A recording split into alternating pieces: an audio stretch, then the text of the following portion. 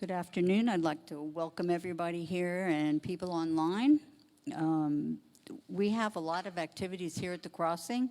On Sunday evenings, there's an AA meeting in the back. On Monday nights at our Indrio campus, we have a mental health group. And on Tuesday nights, aren't you guys finishing up the celebrate? You got how many more weeks?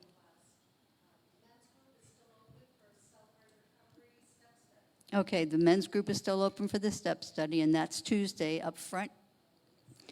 Wednesday night, Pastor Anthony has a service, and he provides a really nice meal for everybody. That's at 6:15. And then on Friday nights, Wade and Angie are doing Celebrate Recovery in the back sanctuary. 8:30 on Sunday is Biker Chapel up here. At 10:30 in the back is the Spanish, Portuguese, and English service. And then our main service is here at 11. We also got an emotional sobriety meeting at 7 o'clock on Wednesday in the pavilion. Oh, emotional sobriety meeting on Wednesday night, 7 o'clock. Awesome. I didn't know about that. Thank you, sir. And then every Saturday we meet here at 4 for Recovery Church. The last Saturday of the month is our testimony night, and we serve a meal after that, free meal after that. So we would encourage everybody to come and have food and fellowship. Excuse me.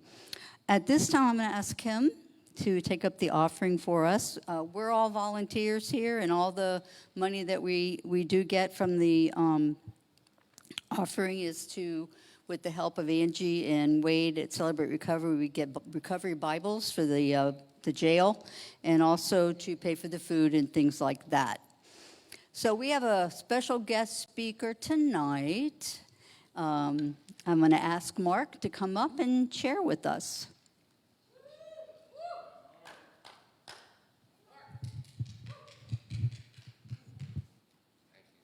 Thank you.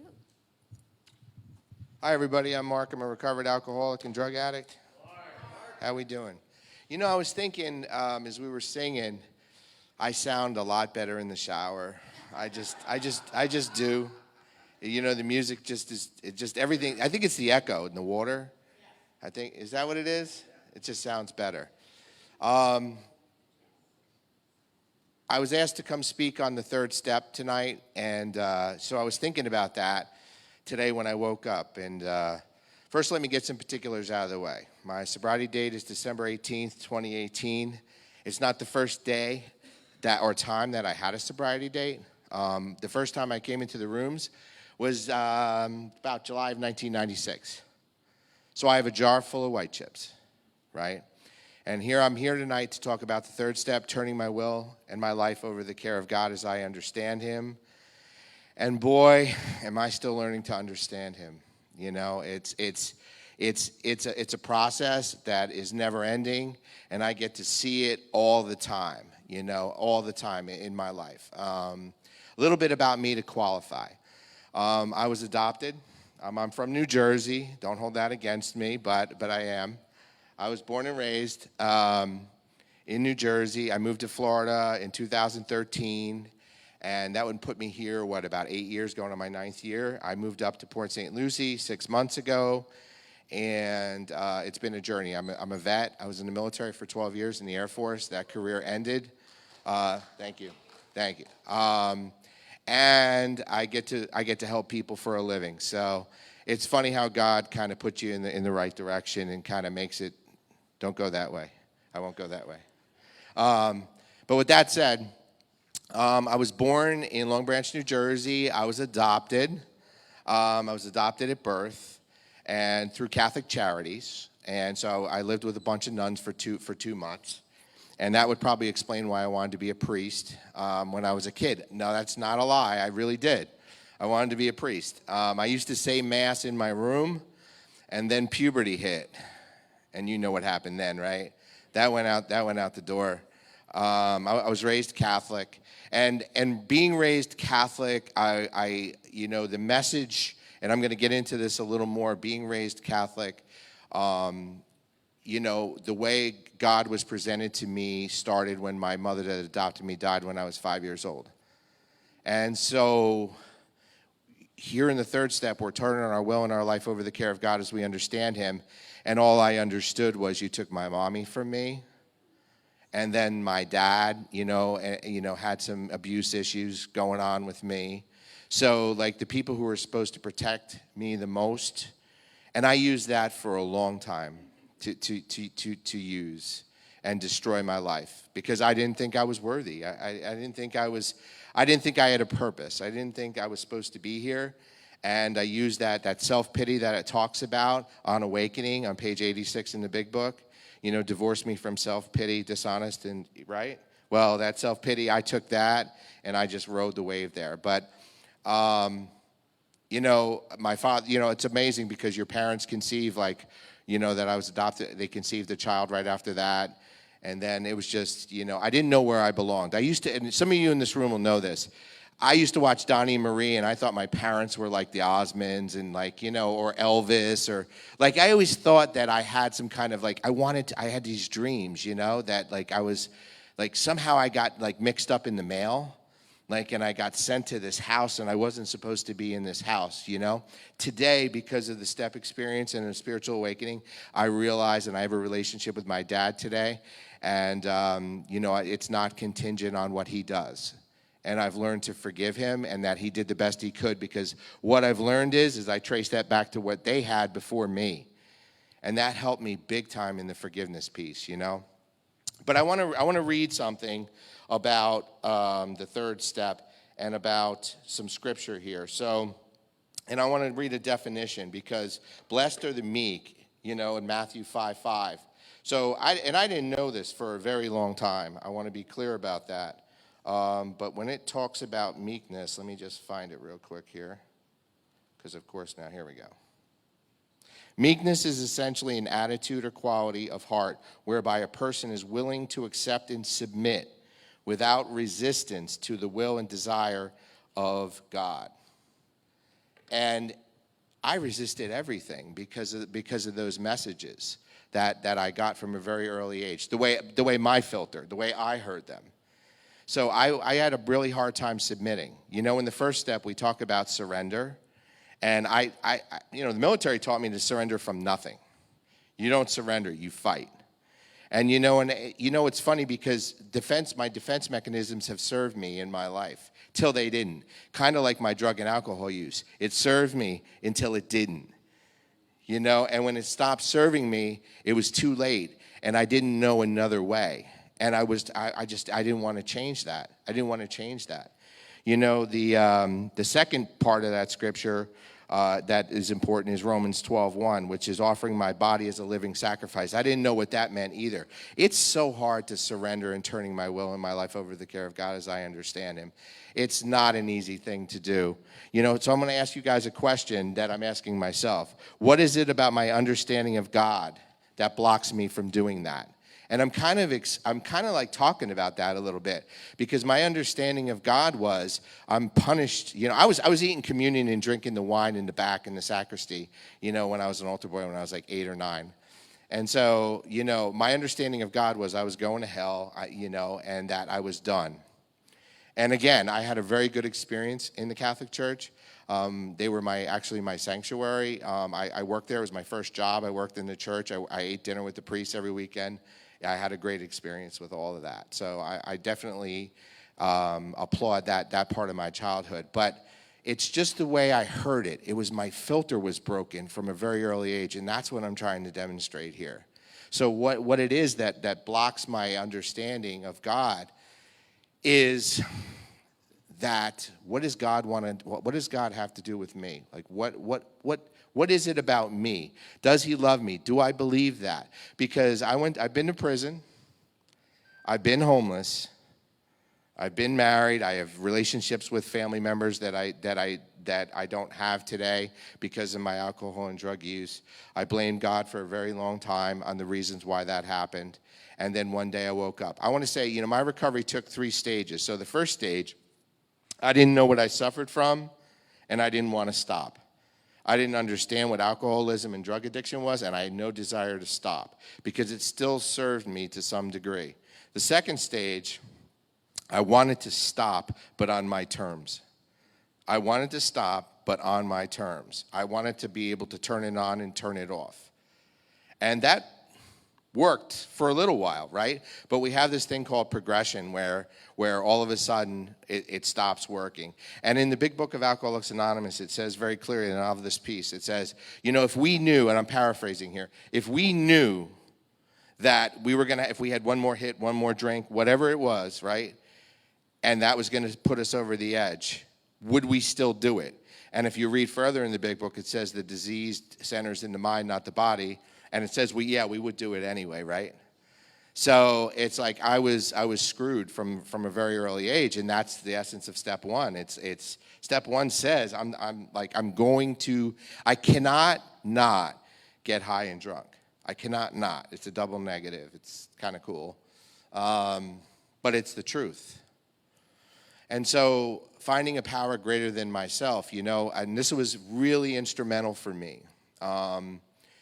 I think unconditional love, when I really looked at what unconditional love was, which I definitely always believed was a quality of God, and I know to be true for sure today, but, I'm just thinking about my adolescence and growing.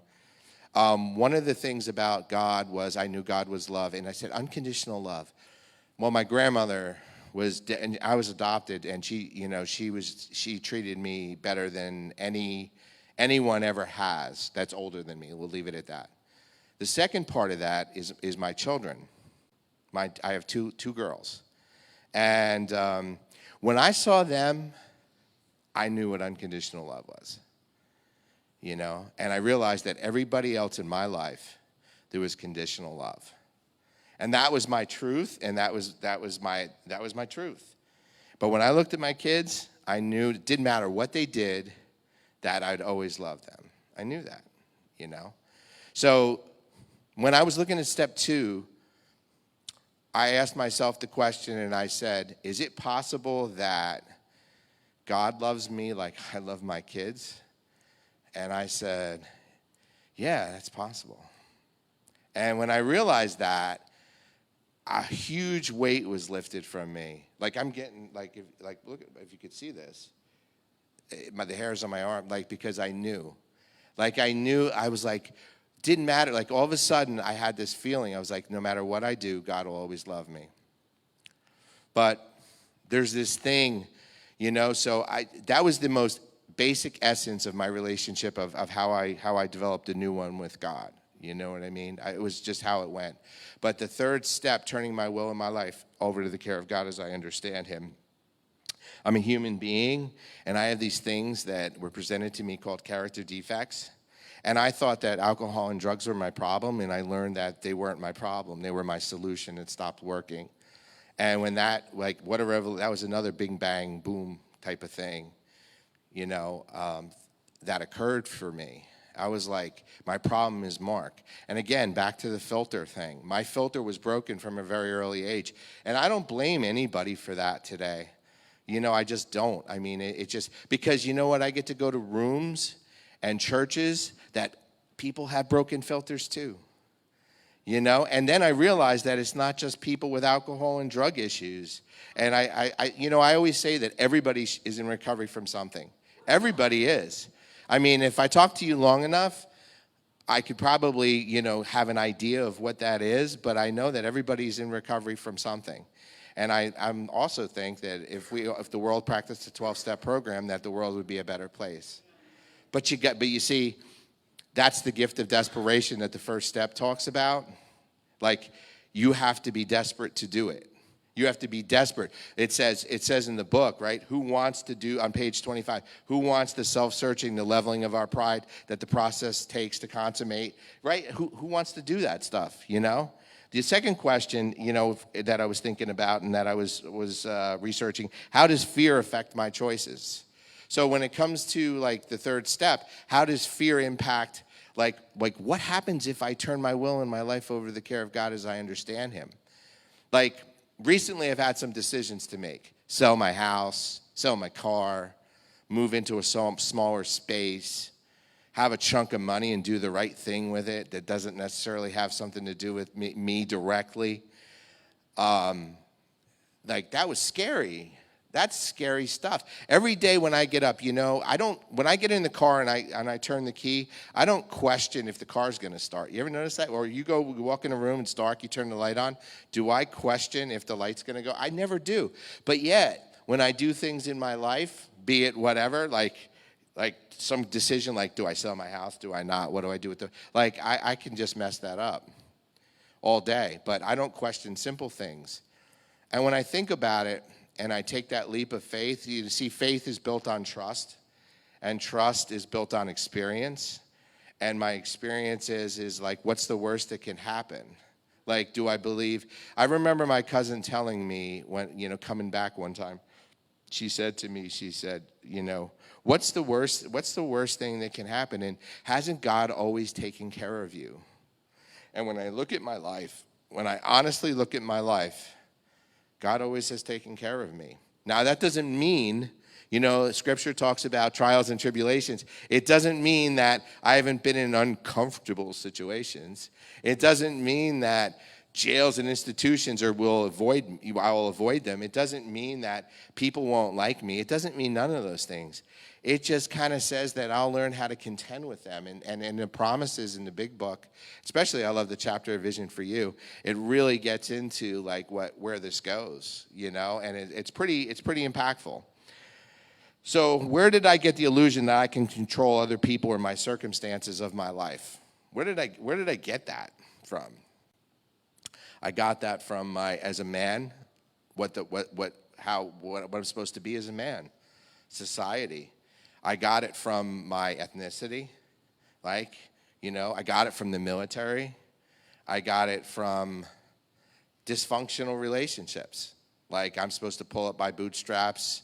I'm supposed to, a man's supposed to go to work, and then I'm supposed to reward myself for that.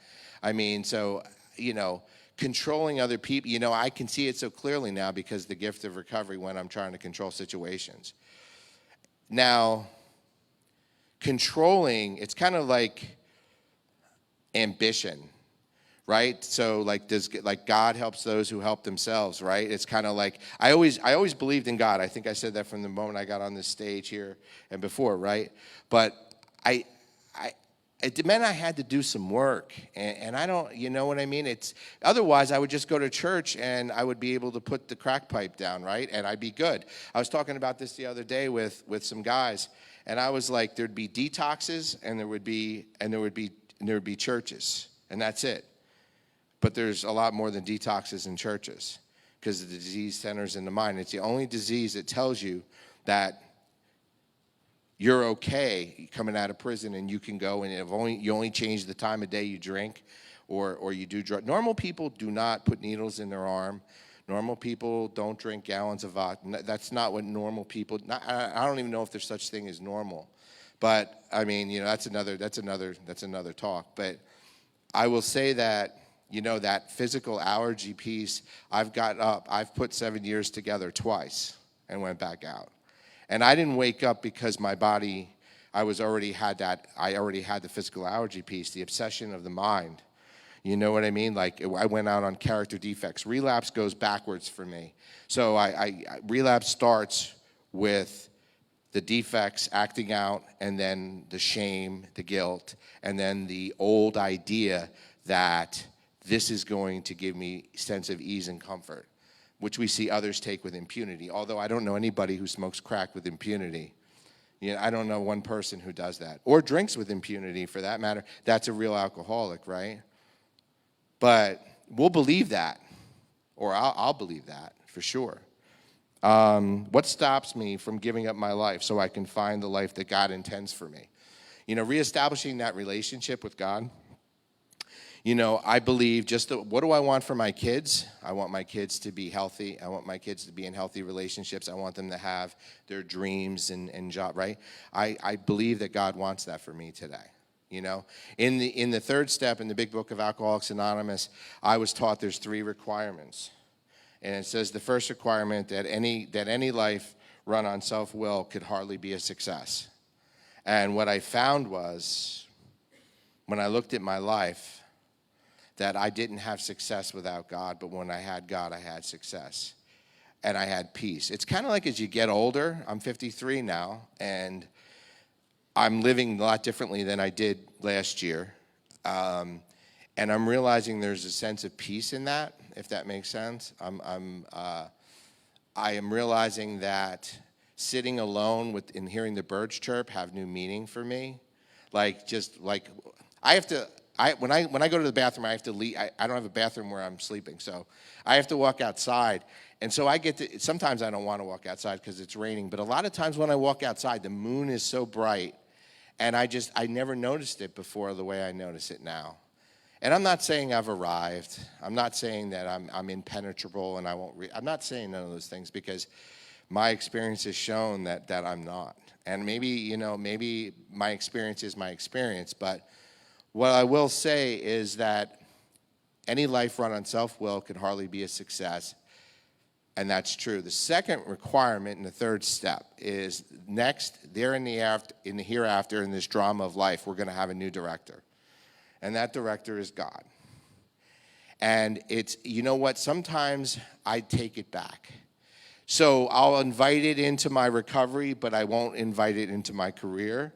I'll invite it into buying something, but I won't invite it into my relationships that I have, my romantic relationships, or I won't invite it into business relationships, because I got this piece, but I don't need you in this piece.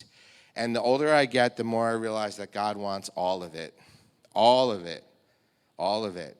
And so in the third step prayer where it talks about, God, I offer myself to thee, it doesn't say, God, I offer my recovery to thee from drugs and alcohol. It doesn't say, God, I offer this girl in a relationship with to thee. It says, I offer myself, all of myself, because I'm a person in long-term recovery, but I'm many other things.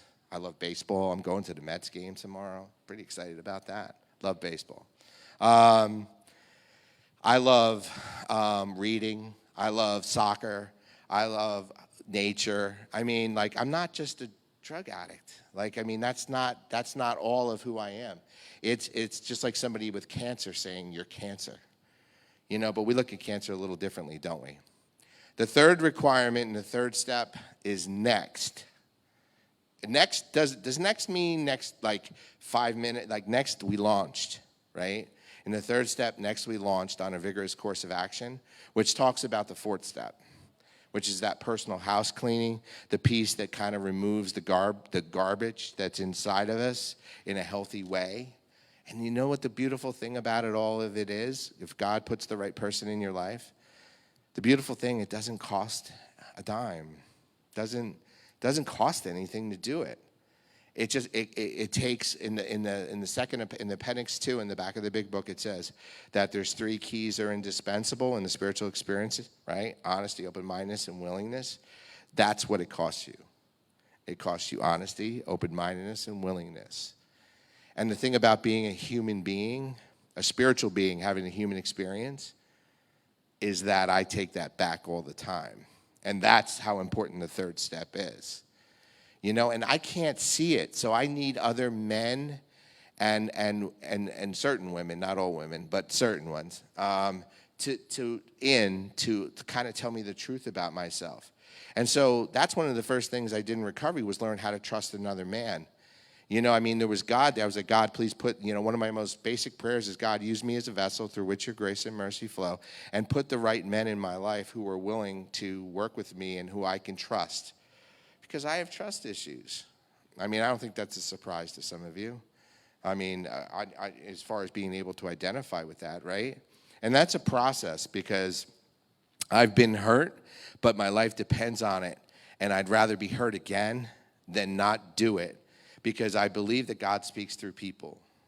And that has been shown to me from a very early age.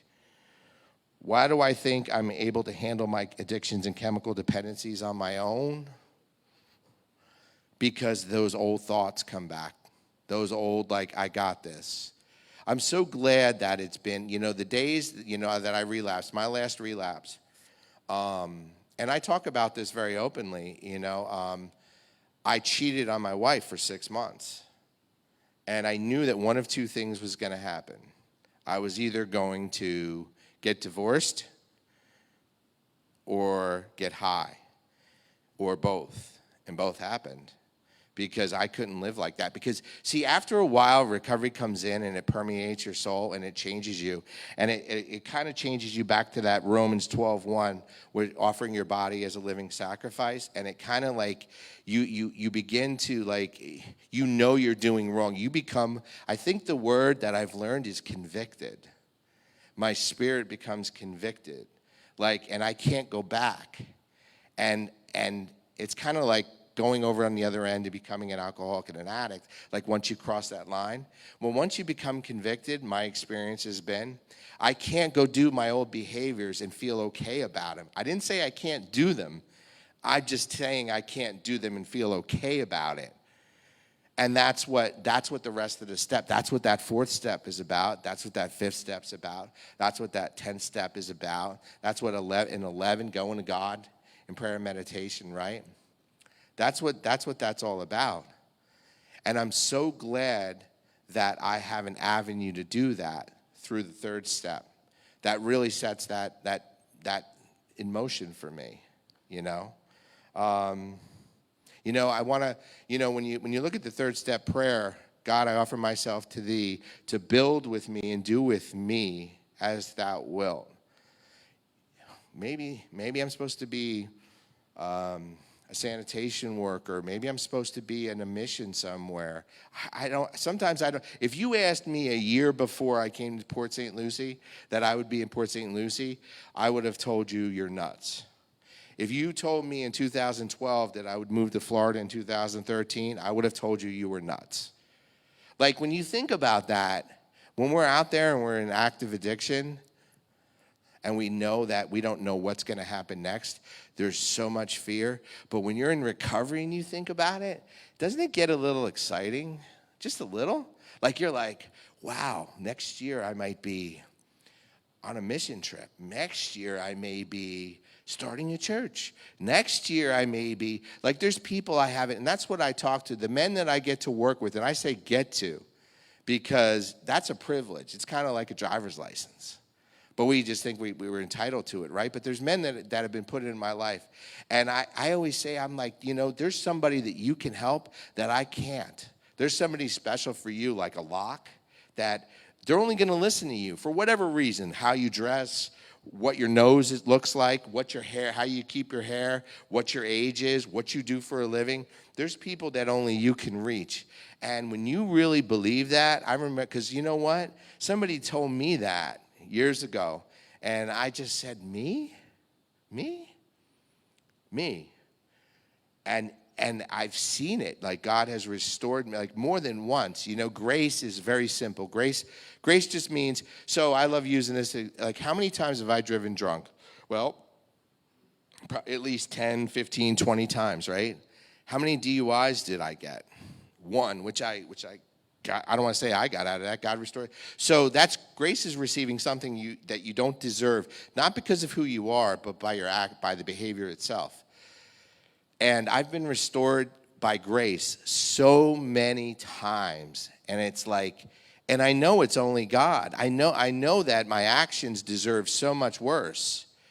You know, I was talking to a young man today, and he was sharing something in confidence, and you know, and I just was like, what a privilege that I get to hear this. And I know that some of you in here who have experience with the fifth step know this, that you get to hear what the things you get to hear in the sacristy, the sanctity of the fifth step. And that's such a beautiful thing, you know, and it's all because my life was unmatched. See, I could admit that, but I had a hard time feeling it, right? And reestablish my relationship with God, and in the third step, turning it over. God, I offer myself to thee to build with me and do with me as thou wilt. Relieve me of the bondage of self, that I may better do thy will. Take away my difficulties, that victory over them may bear witness, right? Bear witness to those I would help of thy power, thy love, and thy way of life. And that's such a powerful prayer that I can meditate on time and time again. I hope I brought you guys a good message, and thank you for letting me share.